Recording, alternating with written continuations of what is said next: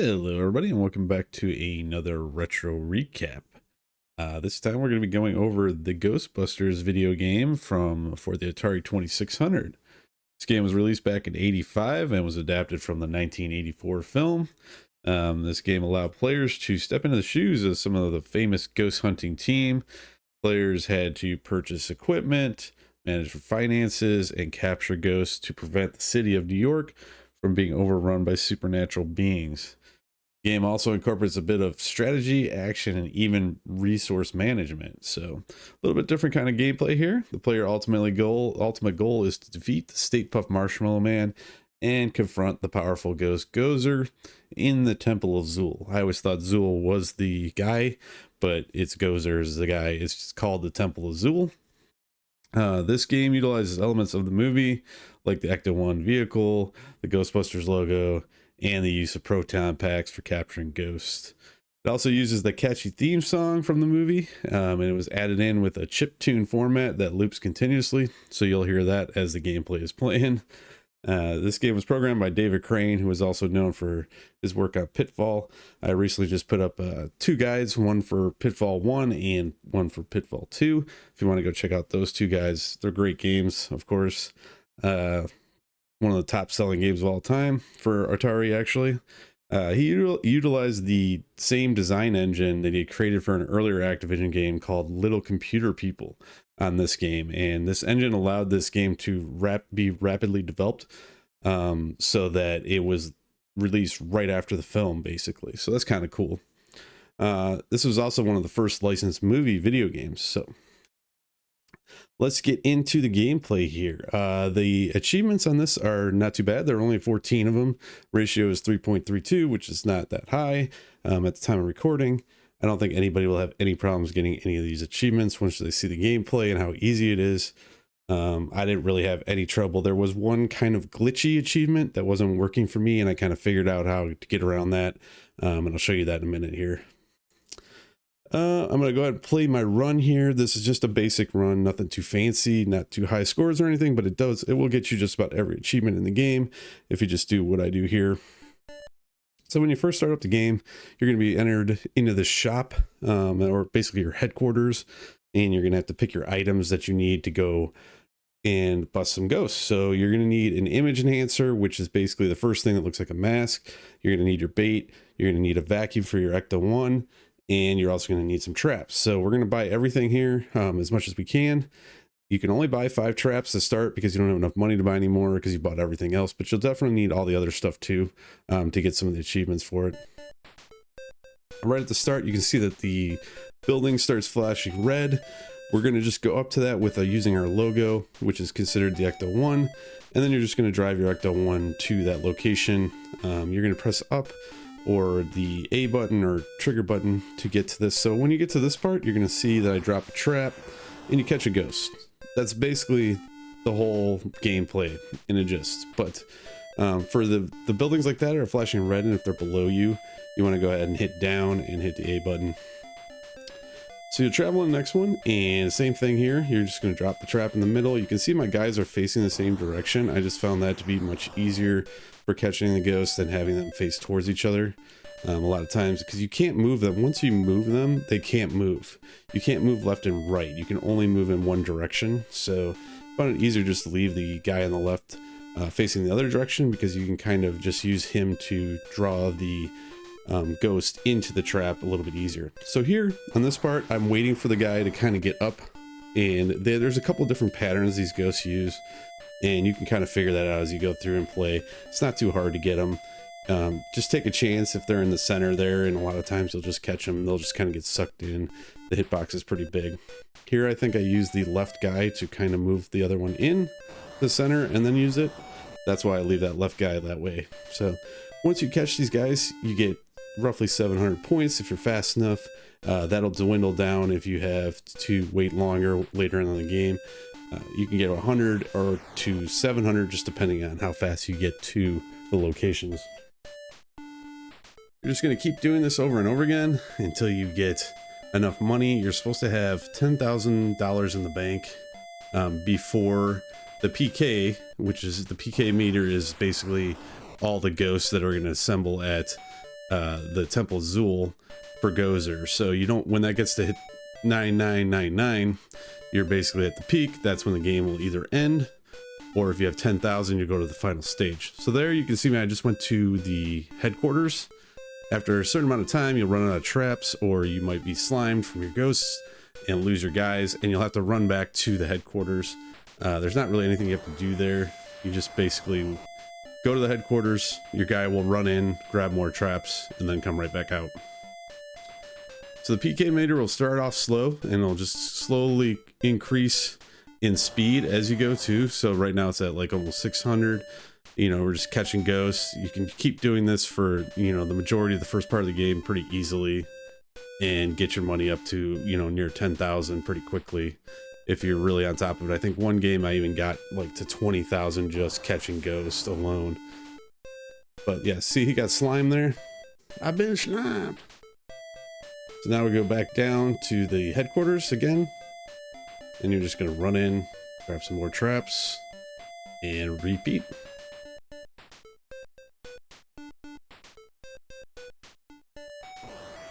Pretty easy, nothing too hard here. I mean, a lot of times those guys are pretty squirrely and get by you. So there I touched one of the ghosts, and now you're gonna see that while I'm driving, the ghost is there, and you can use your vacuum to suck that in. That's one of the couple of achievements, is using that to capture the ghost while you're on the road. So be doing that with the vacuum whenever you can. It also stops the PK meter from going up quicker, because each time that ghost reached the Temple Azul, it's an additional 100 on the PK meter.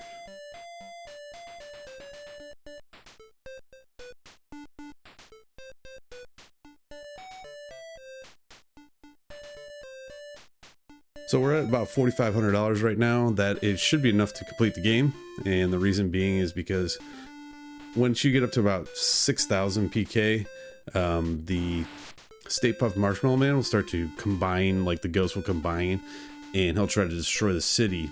And what you have to do is you have to use the bait to get him away from destroying the buildings.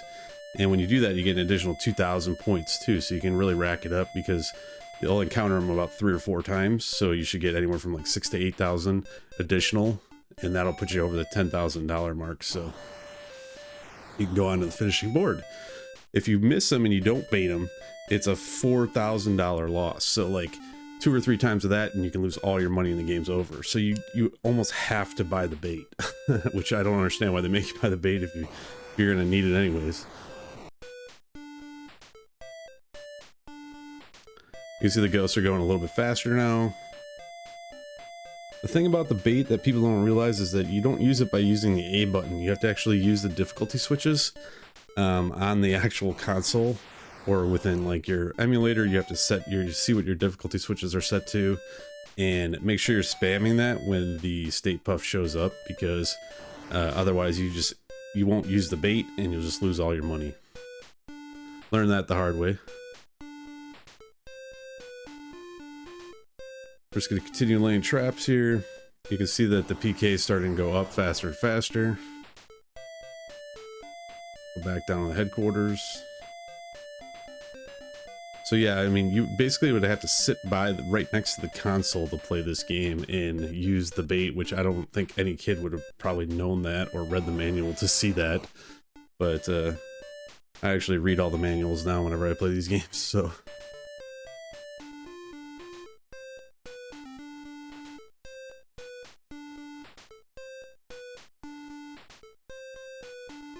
We got plenty of money here, and it's not, like I said, not much this gameplay. It doesn't increase in difficulty.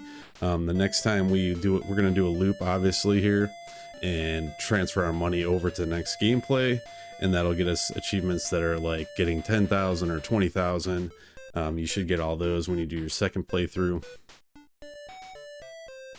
But you really don't have to rush, because the Marshmallow Man is going to give you so much money. So right here, we're getting to the point now when you get right around 5,000, you'll see that the speed of the PK meter starts to really go up, and that's when you can start getting the Stay Puft Marshmallow Man. So eventually it'll just stop. Your guy will just, the logo will just stop, and you won't be able to do anything. And that's when you know you need to like spam your difficulty switches and make sure you lay out that, you know, bait for the Stay Puft. So right there, that's what I'm talking about. When all the ghosts gather like that, and you can see he ran away.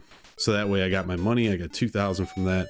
I went from 7,200 to 9,200 pretty quickly. And the higher this PK meter gets, the more often it does that. And the harder it is to catch ghosts, because the ghosts kind of like, the Stay Puft will just show up and the ghosts will start to go a lot faster.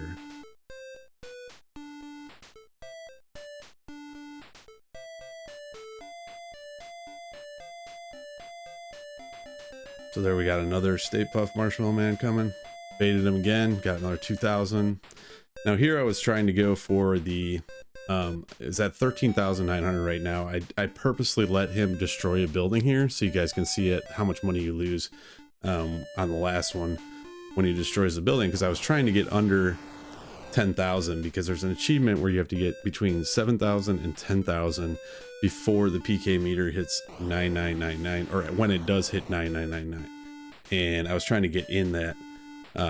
So here I just let him destroy a building. You can see I got down to 10.9, which wasn't enough, obviously.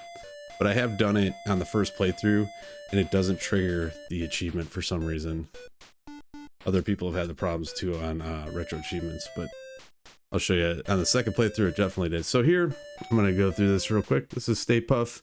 This is after you see that I have 10,900 here. PK meters at 9999. It's basically the end of the game.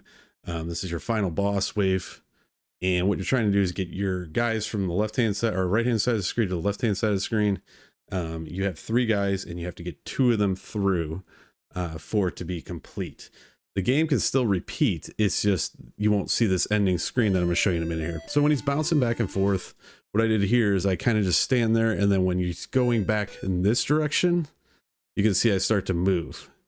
And then when I got to here, I stop and I kind of wait a second, and then I keep moving, and then I'll get right by him. And so the same thing, it's not when he's moving towards you, it's when he's moving away from you that you run. So this will be regular speed here. That's it. That's the whole game.